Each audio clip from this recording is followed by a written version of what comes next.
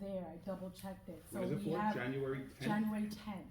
So we have the 17th, the 18th, and then March for Lindbergh, but we requested the 10th here.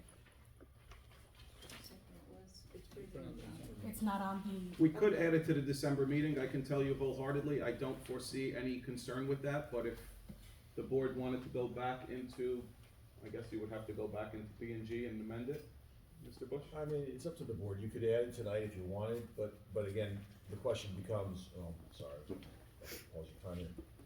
The question was whether or not, you know, when you have these reviews of use of facilities, is there some back office, review and consideration as to whether or not a building is available, if there's something else that Yeah, conflicts? I'm checking right now with that, I do have the calendar of Okay. events for this building, in my calendar. January 10th, you said, Yes. unless it's potentially reorganization for the board, because we have to do that within the first 10 days of the, right, the new year? It's possible, and I don't know when your reorg meeting is not We been have scheduled not yet. scheduled it I yet. would just say this, that if the board is committed. Hold on, it's a Friday, It's a Friday, right? right. We're It's not a Friday, reorging on a no, Friday. that's what I thought. So if the board wants a reorg on a Friday, I'm starting to feel sick, sorry. All right, it's up to the board, you can approve it tonight, but once you approve it, it's approved, so. January 10th is going to be added and updated in the minutes to reflect PTA. Is it a parent, or is it daddy-daughter, mommy, No, son? that's in Lindbergh. Okay, so what is So happening it's here? just a Winter Wonderland themed dance here. DJ, We're trying to figure out trying all to the do it stops. up. For the little ones, yeah, Alright, trying to do nice. it up. So Then- Winter Wonderland is Lindbergh. no, here, No, for ECC. here. yes. For grade, pre-K 3 to 5. Then the next thing is, Mr. Shin, when you press rec, I would ask that you go above rec and go straight to town hall, because what ends up happening is that the fees go up. And the children of this town, the parents can't afford it. Baseball went up double within 1 year. Everyone is complaining. While our fees are low, it's still double. So try to go above rec, because that's their ending. They're just gonna raise up the prices, and it's not fair to the parents. Okay, that's it, thank you. Thank you. Mr. Rivera?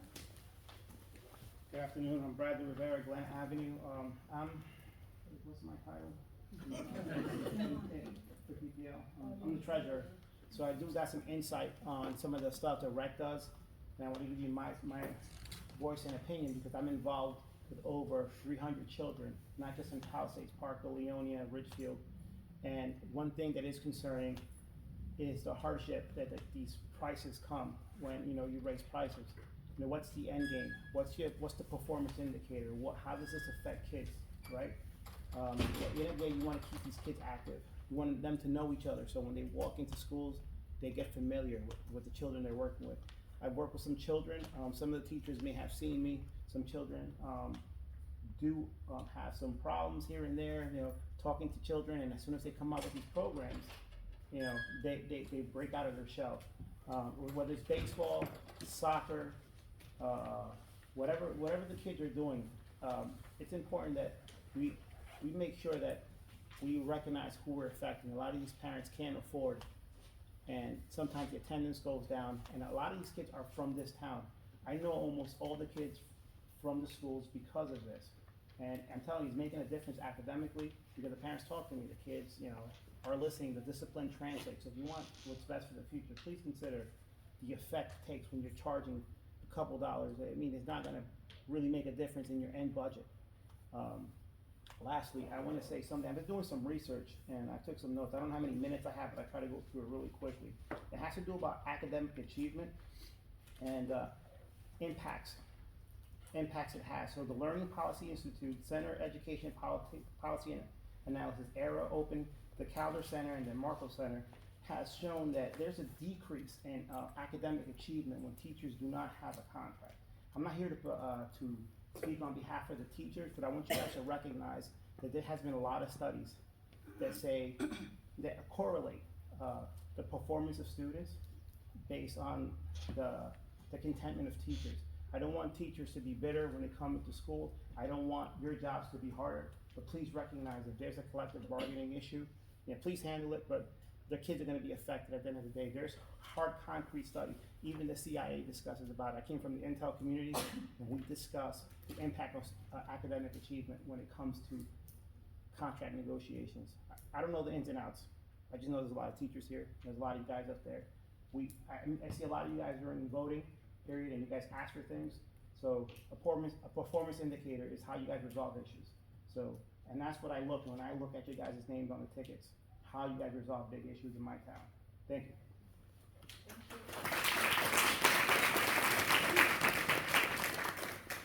Hold on, what are we charging for? What were those programs you saying we were charging for? So, no, there's a consideration to start charging for the use of the facilities. Right now, it's, there's been no charge, so the cost is not transferred to the parents. And like I said, I work with a lot of these students. And, you know, whether it's on the field, it translates to school, and I know some of the parents are asking for donations, they can barely afford the double charges for these fees. May I just respond to that real quickly? I think what we're trying to achieve is because the borough and the school have separate budgets, though the taxes come from one place, we're trying to have the borough contribute more to the schools. No, That's the goal, it's not for. I get it, but if it gets transferred. No, it's not from the rec side, borough, like I think, the individual before you was saying, we should go straight to the borough with this, not the rec. Yeah, that's fine, just as long as it's.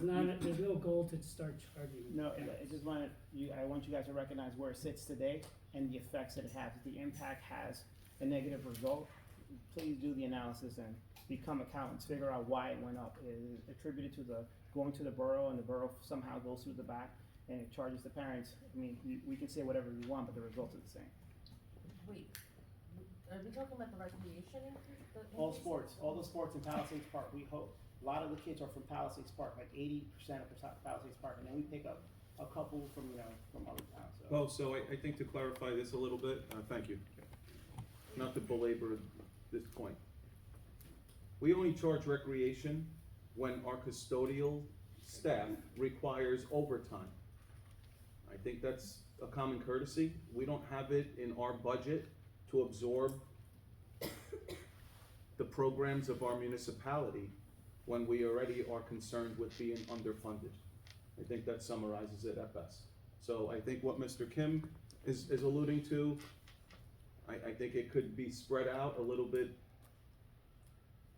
better for all involved, is that maybe additional funds are afforded to us, the Board of Education, when our facilities are being utilized. Yeah, I thought we were only charging when it's an entity that is making profit. That's what I thought that's. For the most part, that is fair to say. Yeah, and again, I think that'll clarify, this use of facilities form will clarify, but again, understand, our recreation program is growing, we'll say, but the reality is, I do not believe, knowing the type of students we have in our community, that the parents should be responsible for that, understanding we still have to pay our custodial coverages on weekends, which is usually double time, or it could be a time and a half. So the $2,050 of security deposit, 250, 250, yes, right, is waived for the that is correct. use of the recreation, Recreation does not pay that right? fee. They don't pay us. That is correct. Even in the journals. They are billed accordingly, knowing if there is a custodial fee. Okay. And also board members, when you respond to the publics, the reports need to first, and then our budget side issue with you guys, okay? Alright, so, next. Hi, Corinne Sterney, Negotiations Chair. So, for the past year, at these meetings, the Board of Education has been telling the public that they value their teachers and faculty. But at the same time, they refuse to provide us with a fair and equitable contract. I have been working here for 19 years. When I started in 2006, the contract was a mess. The turnover rate with the faculty in our schools was extremely high. Since that time, and especially in the last 10 years, the negotiation team, the superintendent, and the past Board of Education has worked tirelessly to close the gap and try to make our contract a somewhat competitive one. We have made progress with the past contracts, but what the board is currently proposing will set us back 10 years and undermine all that we've worked so hard to achieve. Palisades Park has some of the best teachers and support staff in the state. Teachers and staff who daily go beyond the scope of their duties to provide fun and engaging learning environments for your children. Teachers who are loyal to the district and have been here for years. Teachers who foster relationships with your children and strive to help them succeed. For example, Mark Arabito. Mark Arabito was nominated as Palisades Park High School's October Teacher of the Month. He has worked in the district for over 20 years. Mr. Arabito is known to be extremely enthusiastic about his job, and the kids at the high school absolutely love him and his passion for music. He is constantly positive and has grown the advanced band program to over 60 students. I personally remember during COVID, Mr. Arabito learning special engineering softwares just so he could have his students being able to play together and harmonize over the computer while they were working remotely. While the country was in the midst of a pandemic, Mr. Arabito was working harder than ever to make the most beautiful music compositions and bringing joy through music to those students while they were home. Mr. Arabito is one who, in spite of working without a contract, shows up each day and gives everything he's got to create the best learning experiences for the children of Palisades Park. And he's not alone. Thank you.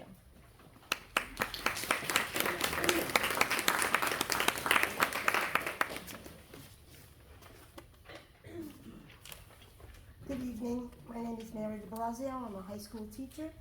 I'm going to speak about one of my colleagues, one of our colleagues. In September, during Hispanic Heritage Month, Mrs. Fornisi rented Pablo Picasso's traveling exhibit.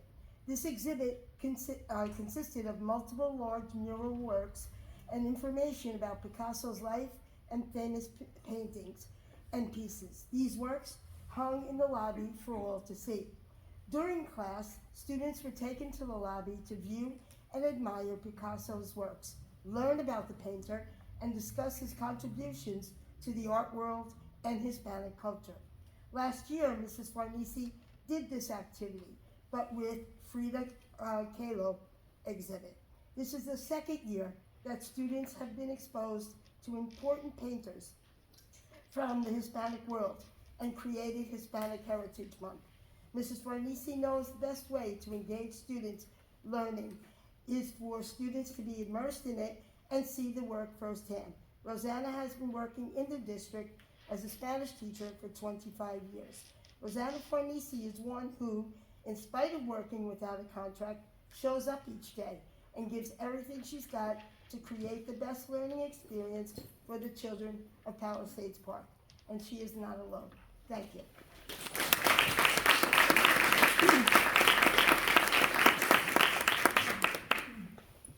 Hi, my name is Rachel Morgessi. I'm a special ed teacher at the high school. I've been there 17 years now. I want to highlight one of our teachers, Jane Cho. She's one of our Korean language teachers at our school. Ever since day one, she's definitely gone above and beyond in the classroom. She's always bringing in guest speakers. She organizes activities in school and after school to spread love of the Korean culture.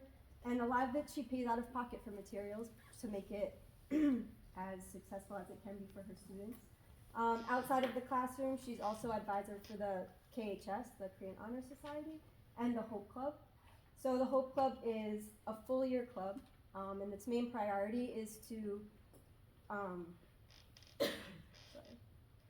raise money for student scholarships. So they give out about 10 to 15 scholarships per year. She reaches out, she's networking all the time, reaching out for businesses to donate money. And there's also activities within Hope Club. So there's a K-pop dance group, traditional Korean drum team. I coach the dance team at the high school, so we collaborate a lot. We have a lot of the same members. So I see firsthand really how much time and effort she puts in because she really cares about her students and she loves them a lot. Jane Cho is one who, in spite of working without a contract, shows up each day and gives everything she's got to create the best learning experience for the children of Palisades Park. And she's not alone. Thank you.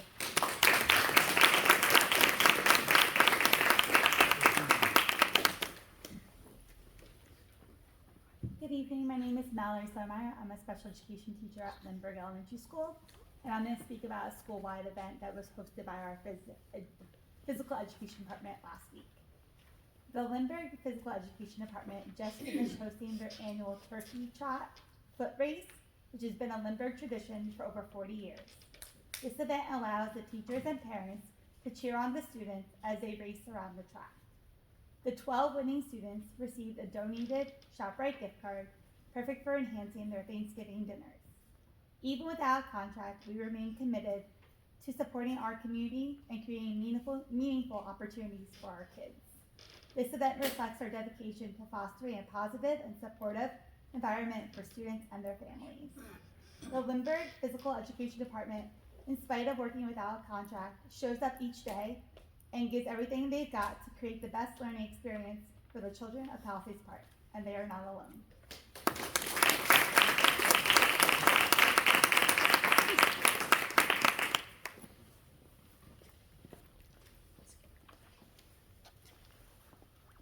Hello, my name is Catherine Clark, and I have had the privilege of serving as an occupational therapist within this district for the past 6 years.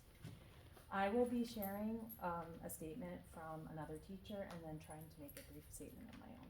So this is Amy Padron, who is a kindergarten teacher at the ECC. Given my tenure teaching background, I am in a good position to make a great contribution to the Palisades Park community. I am a proud teacher at the ECC, and I'm constantly amazed by the accomplishments and goals we teachers have achieved and exceeded together. Teachers work tirelessly, stay consistent, organized, proactive, and diligent with their planning and their craft. They are constantly preparing work, prepping to ensure concepts are taught and executed beautifully. Teaching requires strategic planning, strong work ethic, and devotion, and our teachers here go above and beyond what's required of them. Their passion for their job means that they complete tasks quickly and to the best of their ability. Amy and I would like to highlight a teacher who is actually in this room right now, who has embodied the characteristics stated above for the past 30 years, and that's Mrs. Cheryl Manzella.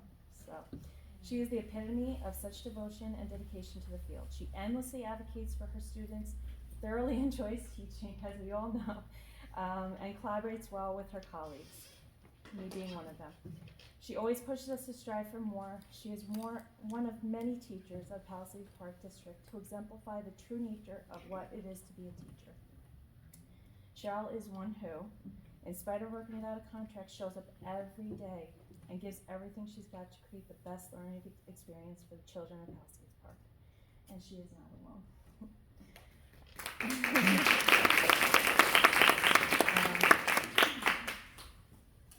I would also like to express, because I've been here for 6 years, I have seen in all 3 schools the unwavering dedication that all of these teachers bring to the education field.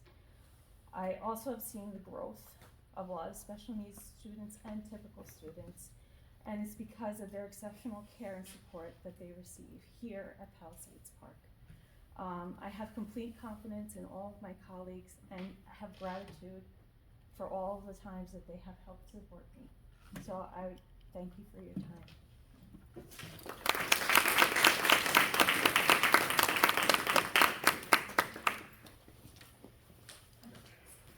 Any other teachers?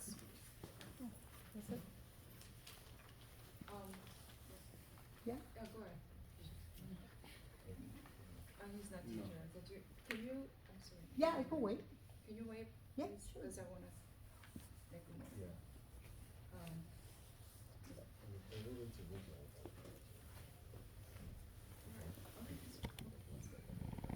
Sorry, Ms. Peppers.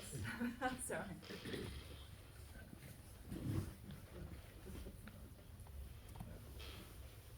Mary Swapota. As I always say when I come here, I'm one of the parents who come here, and I like to come here. So for the last few couple meetings that I've been coming here, I've been seeing this teacher coming here overtime in the late night, 7:30, when they have to be in school at 7 in the morning because I have proof of that because my daughter at 7 in the morning. And they are there at 7 in the morning. So, this is kind of worrying me as a parent a lot. Because I say, I enter here today, I feel really happy and at the same time I feel really sad because my daughter was just mentioned to me about one of her favorite teachers. She said, Ma, I really feel that I should move, but I didn't want to move because I want to see this teacher at my graduation. She married me a lot. That's Miss Mauer. She said, that teacher, I want to see it in my graduation. Please, I need her number. I want to see her. So when I heard that from her, especially today, and I see Miss Mauer here, it made me think, what are we doing? Why and when we're gonna resolve this? Because it's worrying me. It's worrying me as a mother. It's worrying me as a person. Because we don't wanna lose teacher that is been here and teacher who mark students so good. Like in everywhere, we have situation with teacher, but that doesn't mean we have to continue with this. I really feel we should get an end at this situation that is very important for the teacher, for the student, and for the parent, that is me. I really wanna know when, if you could give me from the board member, Dr. Cirillo, that we have at least a day that we're gonna resolve this. I would like to know as a resident of Palisades Park, if we have a clues. And also, I know we get very excited about the $2 million that we received. That's very good news. Very good job, Dr. Cirillo. But how are we thinking when we get that little school for the pre-K school? What are we gonna do when those kids go to first grade, second grade, third grade, that we don't have spade and limber in the high school? Because these kids is gonna grow and they're gonna go up and up. So have we planned for that? Because if we get it in the preschool here, fantastic, we're gonna have a space. But what about when they go to first grade? Because limber is already full, high school, same thing, so that we have a plan. So I don't think it's a good idea to just thinking now about getting the school for those small kids when they're gonna grow and they need to go out and go to a space and classroom, and we don't have it. So do we have a plan for that? I would like to know that, please. Thank you, Ms. Peppercorn.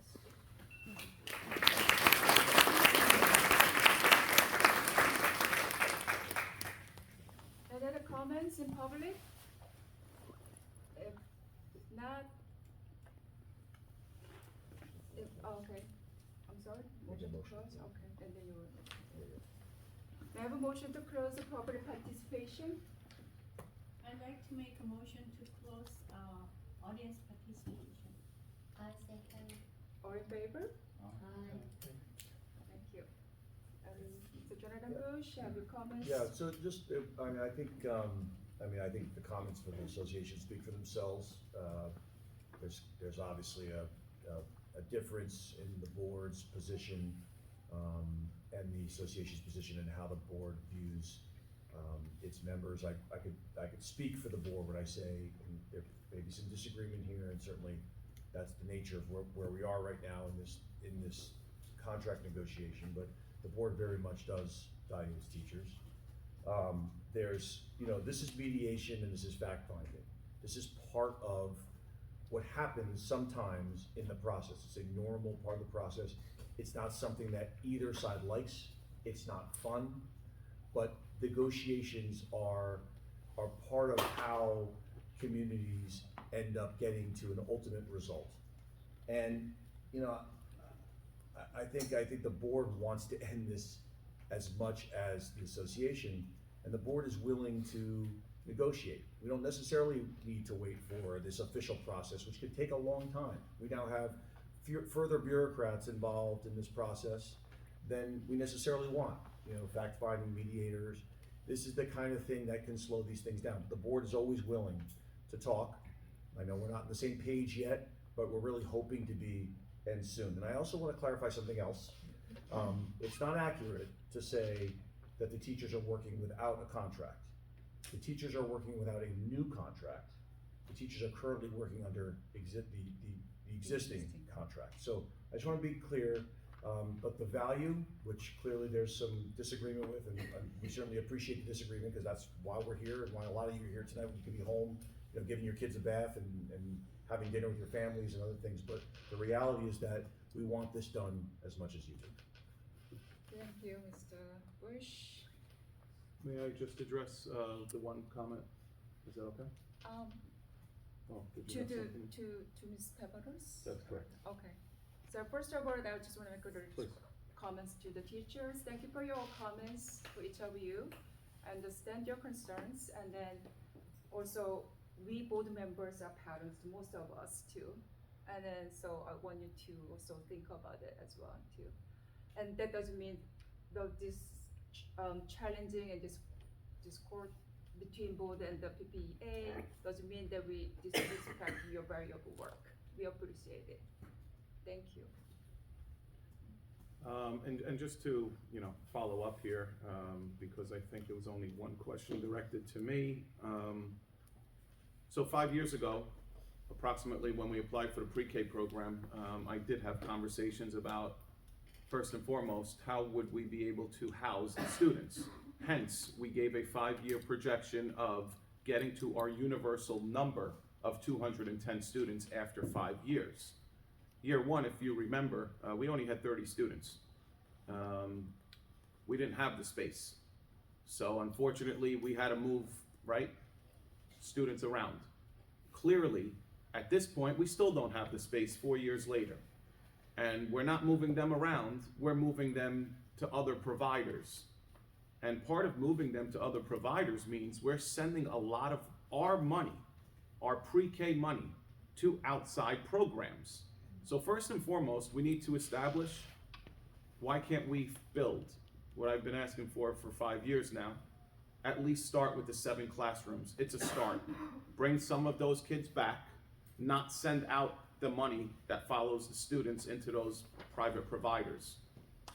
Once they come back, we have more space, we have more money, we have more opportunities. I think the reality is, right now, there are only 30 students, 2 classrooms being serviced outside of our schools. If next year we are adding 2 more classrooms, because it's an additional 30 from the 180 we are at to 210 next year, that is our projection enrollment that I reported tonight. That is an extra 2 classrooms. We are gonna have extra space already if the 7 classrooms is the start. So I believe firmly that we are moving this in the right direction. With that being said, I think we've seen over time what our graduating classes are. We are averaging between the 120s and the 140s. This is not Powell Park when I started 20 plus years ago of 95 to 100. We are grown. But I think we have seen, with the exception of what Mr. Shin spoke of earlier, I don't know what the next 10 years looks like. A demographic study should be done. But we are 120 to 140. That's our average size at this point. And I think we are sustaining that. Thank you. Any other board members would like to make comments? So if the school district is growing at this pace, at this level, like how are we, like what can we do to sort of expand with it in the grades? I don't understand, like. But we're 20 years too late. We started building 20 years ago in this community. We are, at this point, there's not much more room to build, but what Mr. Shin is speaking to, what was in the newspaper today regarding Palisades Park and affordable housing, that's something that we need to get ahead of and not be reactive to 10 years from now. So do we form a committee to deal with something like this? Like how do we? Yes, ma'am. We have buildings and grounds, we have finance, and we have to sit down with the mayor and council and see what the direction of the municipal government is. Because that's gonna be a large issue. Okay. Any more comments? And board members? Happy Thanksgiving, everyone. But wait, so we approved the PTA's use of Winterberg, not Winterberg, the ECC Yes. Winter Wonderland, right? Winter Wonderland is happening. Okay, so we approved. Just don't ask for reorg on January 10th. May I have a motion to close our meeting? adjourn the meeting? We have to approve that addition to January fifth. It was? Do you wanna do, you make a quick, why don't you, since you've approved the other, you can just make a quick motion. I make a, we're in, Where this, cause I we're, don't think we we make closed a motion audience, to- do we need to do this back in buildings and grounds? No. So I'd like to make a motion to add January 10th, 2025, under buildings and grounds for the use of the Early Childhood Center for the PTA. I second. No, I can't make the You can't make a motion. motion. I'm making a recommendation. So no, that's not, so you know, so Dr. Sorry, Scholl's I made the was so motion, confused. it's listed the motion, and someone wants to say motion? I'll make the Okay, so, motion. so All right, we made a motion, is there a second? Second by Yeah. Mr. Pack? All in favor, say all those in All favor. in favor? Thank you, have a good, Now adjourn. now, may I have a motion to adjourn our regular meeting? Motion to adjourn. Thank you. All in favor? All in favor?